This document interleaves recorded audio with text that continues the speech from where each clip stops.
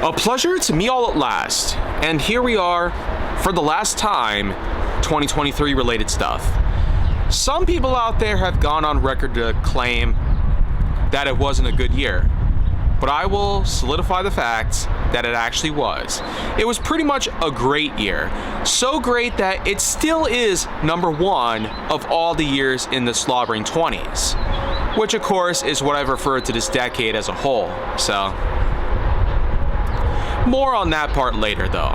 So, the final quarter of 2023, of course, encompasses the months of October, November, and December, which, much like the other months of the year, we happen to have a few things worth talking about. There, of course, was some rail fanning, which, although not very prominent in 2023, still does have its own share to offer, especially in the coming years that I'll be talking about shortly after. But, of course, there was a trip to Iowa. Much like what we had done in 2022, which, funny coincidence, I had actually made my last season of the Vlog-A-Thon that same year, 2022. We did the same thing in 2023. The same thing, of course, was visiting our relatives in the state of Iowa, mainly in the towns of Des Moines, Davenport, Ankeny, etc. So, apart from that though, there are at least a few things that I could point out here. There, of course, was an infamous rush to Burger King, which some might think of it as the worst that's happened so far. There, of course, is the Ankeny Science Museum, which, of course, we actually spent a day worth along with my cousins. And who could forget that we spent a good day out in the park? A nice long walk out there by a lake. So, I don't know if this sounds any entertaining to you, but trust me, things, of course, will get just as interesting here. Because what else does 2023 have to offer in its final quarter? Well, first off, there's the likes of, well, the holiday rush. That of which is something that had been a recurring theme, especially in my jobs outside of YouTube and all that stuff. But one case in particular, 2023, it had not gotten nearly as busy as 2022, but still, it's practically a record breaker. Something that practically defies all physics, and is something you need to see to believe. I would go into specifics about what job it is and more importantly what company it's like, but unfortunately that's where things start to get a little heated. So it's best I'll just avoid the specifications, at least for a while. So I'll probably go into better details on this thing if it ever calms down or if it gets to a point where it becomes less of a controversy pool, but still. We of course do have movies that also were a really big thing in 2023 just as well. There of course were big time blockbusters that showed up around that point, from Disney, from DreamWorks, and from many other unique examples out there. It also does seem fair that the likes of DreamWorks by 2023 had actually gone on ahead to try and overthrow Disney. And think about it, in 2023 alone, some people have found that Disney unfortunately has met some of its worst possible chances. The Marvels was unfortunately an MCU film that must have failed so hard, it's no wonder why people think that the reputation of Disney could have been shattered.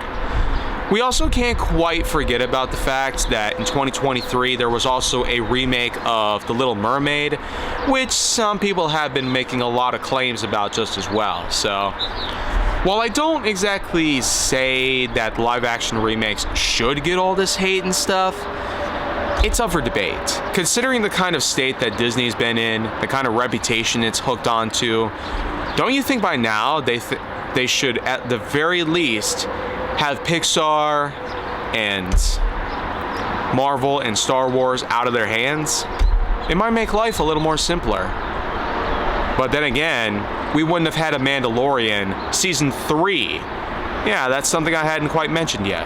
Because some people do say that Mandalorian Season 3 was pretty much uneventful compared to the last two seasons, which is somewhat true. I mean, a majority of it is all about reversing Jin's apostate. Well, I feel like that in and of itself is not entirely something you should make a full season's worth of Mandalorian out of. But considering the fact that there was the Book of Boba Fett, and considering the fact that, believe it or not, next month we're gonna have a Mandalorian film, only time will tell what it truly holds for the future. And of course, we can't quite forget, one other big thing to mention is the fact that at 24 years old, I was truly starting to see a lot of potential and a lot of growth. 2023 was overall a big time for the likes of Nerf Secrets Revealed, Hot Wheels Hilarity, and a load of other series. Even though the Vlog-A-Thon wasn't made for a 6th season that year, we at least are here now, pretty much reminiscing of it this whole way through. And the fact that I have now made 4 whole videos dedicated to it means I've gone ahead and made a lot of memories that were just worth sharing to the world. So, while it might be a shame that social media has been out of my life now for a while, I, at the very least, don't regret it. It's something that I feel like was more than just a simple mistake. It's something that of course led to a rabbit hole which was practically filled up with gasoline, then lit up by a flamethrower. So, I guess you could say I'm happy I bailed right before the gas was lit ablaze. So, talk about really jumping shit before it sinks to the bottom of the ocean and sucking me down with it.